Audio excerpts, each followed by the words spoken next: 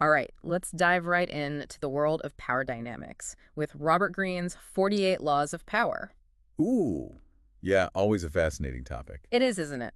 We're focusing on CDs 7 and 8 this time. Okay. Really going to kind of dig into how perception and strategy Uh-huh. and a little bit of psychology Yeah. all play into how we navigate power. Yeah, it's fascinating how Green emphasizes that power isn't always about, Right. brute force or Yeah. just like overt dominance, right? Yeah. It's often like the subtle, almost invisible maneuvers that can really Yeah. make or break you. Let's jump right into Law 38. Okay. Think as you like, but behave like others. What's the takeaway there? Well, this law is all about understanding that delicate balance between individuality and conformity. Okay. Green uses the story of Pausanias, the Spartan general, Oh, yeah, Pausanias. to illustrate this point. He won huge victories against the Persians, but then Right. he adopted all their customs and alienated his own Spartan soldiers. Uh-huh. What happened there? It seems like success went to his head. Hmm. And he may have felt that his triumphs gave him license to just flout convention, Okay. but it really backfired, right? He Yeah. underestimated how his behavior would be perceived Right. by those he was leading. So it's kind of a cautionary tale then. It is.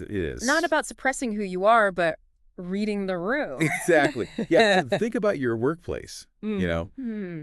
Are there unspoken rules about dress code or communication style? Oh, absolutely. You can still express your personality within those boundaries, right? Right. Ensuring that you're not perceived as disrespectful. Right. This isn't just ancient history. It's relevant for all of us. Yeah, and I wonder if this applies to other fields as well. Oh, absolutely. Green also uses the example of Jonas Salk, Okay. who developed the polio vaccine. Uh-huh. So Salk was brilliant, but he broke with scientific norms, right? Right. By going public with his discovery before presenting it to his peers. Okay. So he became a celebrity. Right. But he was also ostracized by many of his colleagues. For not following protocol. Not following protocol. So even in science, where we think of things as very objective, social dynamics still hold sway. They do. It's a reminder that navigating power dynamics is this constant in any field. All right. Now, Law 39 feels a little more Machiavellian, I think. Stir up waters to catch fish. Ah, yes. Yes, this law is about emotional manipulation, Okay. but with a strategic purpose. Okay. Green uses the story of Haile Selassie, the future emperor of Ethiopia, Okay. to show how this works. Okay, so Selassie provoked his rival Ras Gugsa into a premature rebellion by manipulating his pride and religious fervor. Right. I mean, isn't that a bit ruthless? Well, it certainly highlights how understanding and even exploiting your opponent's emotional weaknesses Uh-huh. can give you a strategic advantage. Right. But before you start plotting, Right. remember, this starts with self-awareness. You're saying we need to master our own emotions first. Absolutely. Think about it. Okay. If you're easily angered or swayed by guilt trips, Right. you become an easy target for this kind of manipulation. It's like knowing the other player's tells in poker. Exactly. Okay, so emotional intelligence is key here. Yes, very much so. Now, what about Law 40? Despise the free lunch. Wait, why would we despise free things? Well, this law is about recognizing that everything has a cost, right? Yep. Even things that seem free. Okay. Green tells the story of the Duke and Duchess of Marlborough and their architect, John Vanbrugh, Oh, okay. to illustrate this. So the Duchess was obsessed with control and cutting costs and made Vanbrugh's life miserable while he was building Blenheim Palace for them, Right. even though it was government funded. Uh, She sounds like the queen of free lunch abuse. it highlights that the costs go beyond just money. Hmm. There's the cost of time, dignity, and peace of mind as well. So she focused on what seemed free, but ended up creating resentment Exactly. and damaging her reputation.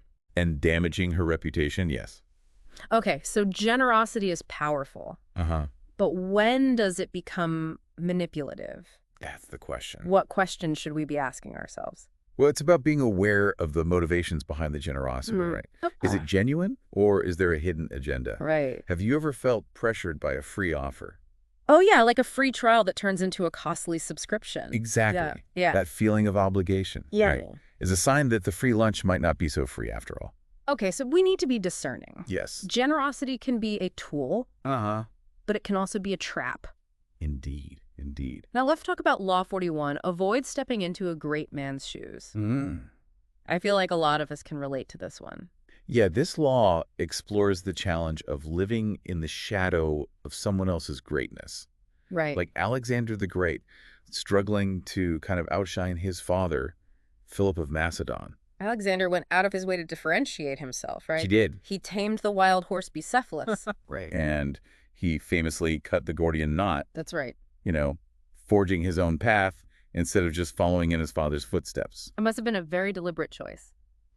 So have you ever felt overshadowed by someone else's accomplishments? Mm. Maybe a parent or a mentor? Uh-huh. How can we use this law to find our own voice Right. and avoid simply being a pale imitation? Well, it's about recognizing that your path is unique Okay. and your value lies in forging that path, not replicating someone else's. Okay, that makes sense.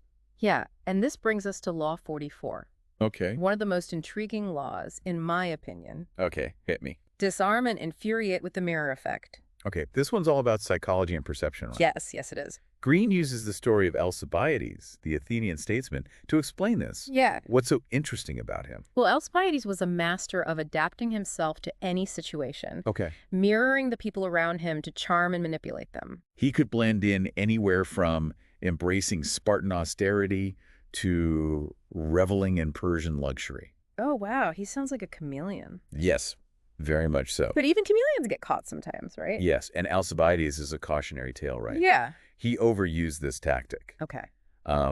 Broke trust, created resentment. Hmm.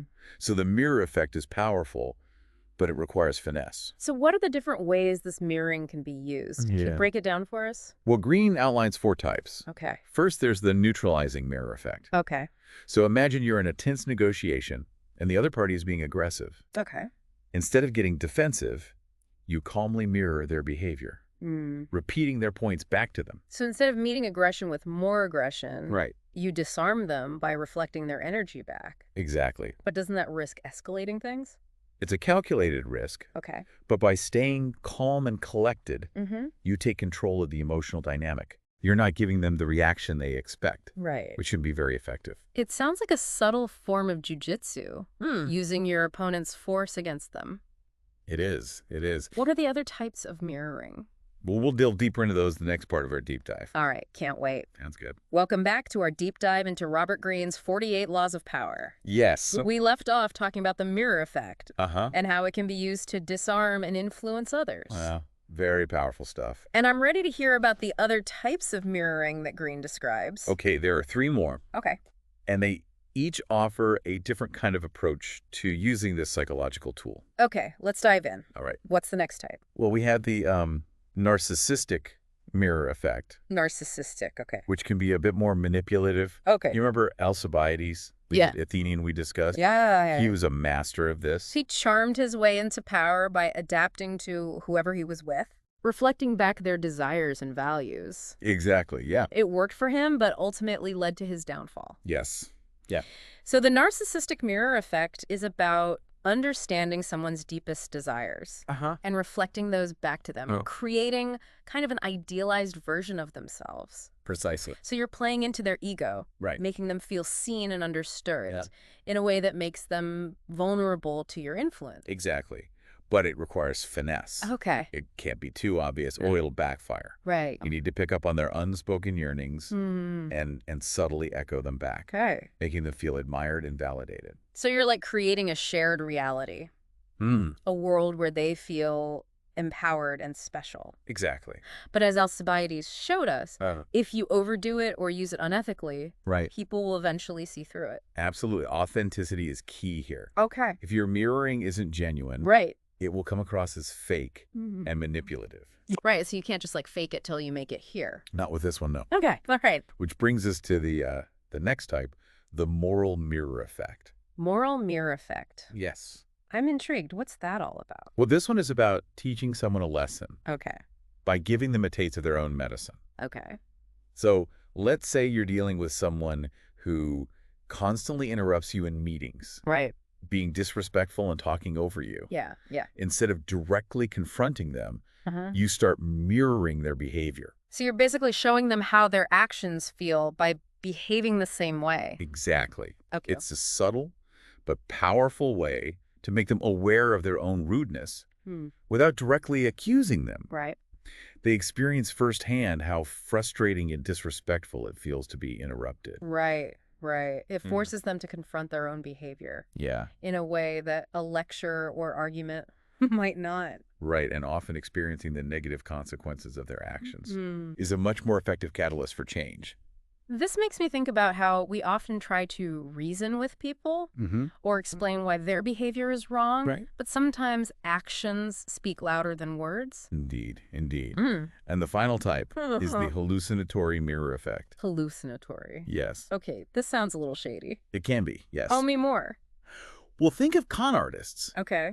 who create these elaborate facades to deceive their victims, right? Right. They're mirroring aspects of the real world Right. to create a false sense of security and trust. Mm. It's like creating a Potemkin village, Right. putting on a show to hide the true intention. Exactly. And this isn't just limited to criminal schemes, is it? Not at all. Think about advertising. Oh, right. It often uses the hallucinatory mirror effect Okay. to create an idealized image of a product or lifestyle, Right. playing on our desires and insecurities. We see this all the time on social media, in movies, Uh-huh. even in the news. Yes. Where narratives are crafted to shape our perception of events. It's everywhere. So the key is awareness. Okay. Recognize when someone might be using this tactic to manipulate your perception. Right. Don't take everything at face value. Okay. Question motives. Look for inconsistencies. So we need to be discerning consumers of information, Yes, very much so. especially in today's world where we're bombarded with so much of it. Exactly. Now, you mentioned earlier that all of these laws are interconnected. Right. How does the mirror effect tie into some of the other laws we've discussed? That's a great point. like mirroring, Uh-huh. understanding human psychology, Yes. using emotions strategically. It all works together to create this comprehensive understanding of power dynamics. Right. Let's consider Law 38. Think as you like, but behave like others. Okay, but that seems to contradict the idea of using the mirror effect to stand out and manipulate. Law 38's all about blending and Right. not rocking the boat. On the surface, yes, but think of it this way. You need to understand the social norms and expectations of a group Right. before you can effectively use the mirror effect to influence them. Okay. You can't disrupt the game until you know how to play it. So it's about mastering the art of conformity Yeah. as a foundation for strategic manipulation. Precisely. It's like learning the steps to a dance before you can improvise. That's a great analogy. And this connects to Law 45. Okay. Preach the need for change, but never reform too much at once. Right, right. When using the mirror effect, you have to respect the other person's resistance to change. You Yep. can't push too hard too fast. Exactly. So you're mirroring their pace of change, Uh-huh. slowly introducing new ideas or behaviors Right. so they don't feel threatened. It's subtle manipulation, but often more effective than trying to force change, Which usually backfires. which usually backfires. And what about Law 46? Never appear too perfect. Yes. If you're constantly mirroring someone's best qualities, wouldn't that make you seem too good to be true? It could, and that's where the artfulness of the mirror effect comes in. Okay. You need to find that balance Okay. between reflecting their strengths Right. while also revealing a few harmless flaws Okay. to make yourself more relatable. So it's about creating an illusion of perfection that's still believable Uh-huh. and approachable. Exactly. Now, all this talk of manipulation makes me wonder about the ethical implications. Right, that's a critical point, you know. Mm-hmm. It's one thing to understand these laws, Mm-hmm. but it's another to use them responsibly. Right. Remember, Law 47, do not go past the mark you aimed for. In victory, learn when to stop. So it's about knowing your limits, not getting carried away by success, Right, staying grounded. exactly. I guess the same applies to using the mirror effect. It does. It's a tool, and like any tool, it can be used for good or for ill. Right, and that brings us back to Law 48. Assume formlessness. Okay. Even when you're a master of mirroring. Right. You need to stay adaptable Okay. and be willing to adjust your approach as the situation changes. So it's about being fluid and unpredictable, like a martial artist who uses their opponent's force against them. And that's a perfect segue into our exploration of Law 48 in more detail. All right, let's do it. All right, welcome back to our final part of our deep dive into the 48 Laws of Power. Okay. And we've covered a lot of ground. We have. From blending in to standing out. Right. From mastering emotions to understanding the subtle art of mirroring. It's been quite a journey. It has, hasn't it? Through the complexities of human behavior. Yeah. And the often invisible forces that shape our interactions. Now I'm ready to tackle Law 48. Okay. Assume formlessness, which you've alluded to as this sort of overarching principle. It is. It's kind of a way of being in the world that allows you to navigate any situation, adapt to any challenge. Yeah, think of it as a way to be like water. Right. Slowing around obstacles, finding that path of least resistance, and ultimately achieving your goals. So it's not about being passive or going with the flow. No. It's about strategic formlessness. Yes, exactly. Think of a martial artist. Using their opponent's force against them. Okay, yeah. You're not rigid, you're adaptable, always adjusting.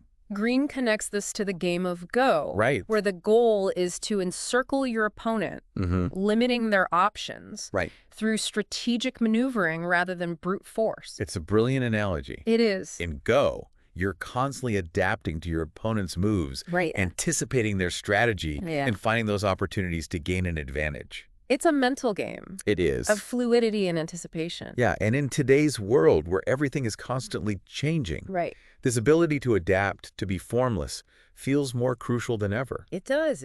So how do we actually cultivate this formlessness? Yeah, right. It sounds a bit mystical, like some ancient secret, like something you'd learn from a wise old master on top of a mountain. Right, exactly. Yeah. It's not magic. Okay. But it does require a shift in thinking. Okay.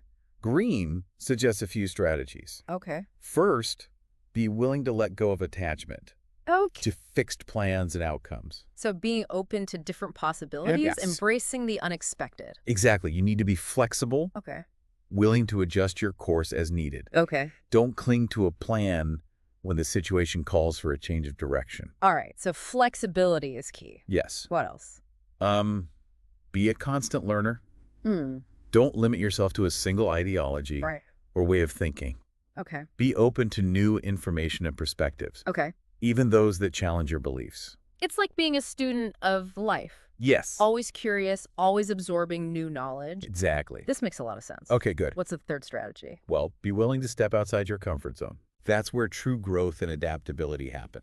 So embrace the unknown, challenge your assumptions, and take calculated risks. Precisely. By pushing your boundaries. Okay. You develop resilience and resourcefulness. Becoming more adept at navigating the twists and turns that life inevitably throws your way. Okay, so we've got flexibility, continuous learning, embracing the unknown. Right. How does this idea of formlessness tie into the other laws we've discussed? Okay. Like mirroring, understanding human psychology, using emotions strategically. Well, it's not about abandoning those laws. Okay. It's about integrating them into a more fluid and adaptable approach. Think of it as having a toolbox full of different instruments and knowing which one to use at the right time. So you might use mirroring to build rapport, but if the situation changes, you shift gears. You might use strategic generosity. But if it's not well received, you adjust your approach. Exactly. Formlessness is the master key, the overarching principle. That allows you to wield all the other laws effectively. It's like understanding that power is not a fixed state. It's a dynamic process.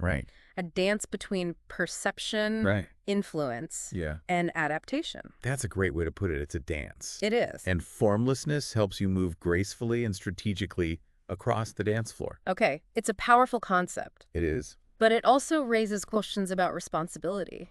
If we're all masters of manipulation, constantly adapting and mirroring, doesn't that create a world of constant deception? Well, that's the essential ethical dilemma Greene presents. Okay. Understanding the laws of power is one thing. Using them responsibly is another.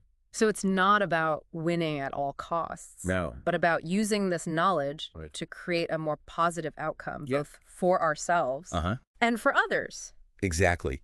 Power, like any tool, can be used for good or for ill. Right. It's up to each of us to decide how we wield it, to consider the consequences of our actions, and to strive to make the world a better place through our choices. That's a great point to end on. This has been an incredible deep dive. It has. Into the 48 laws of power. Yeah. I feel like I've gained valuable insights Me too. into human behavior and the dynamics of power. Yes, and I hope our listeners feel empowered to navigate their world with a newfound understanding of these subtle but influential forces. Right. Remember, knowledge is power. It is. But wisdom lies in using that power ethically and responsibly. That's so true. Thanks for joining us. Thanks for joining us on this deep dive. We'll see you next time for another fascinating exploration. Yes, we will. Of ideas that matter. Take care.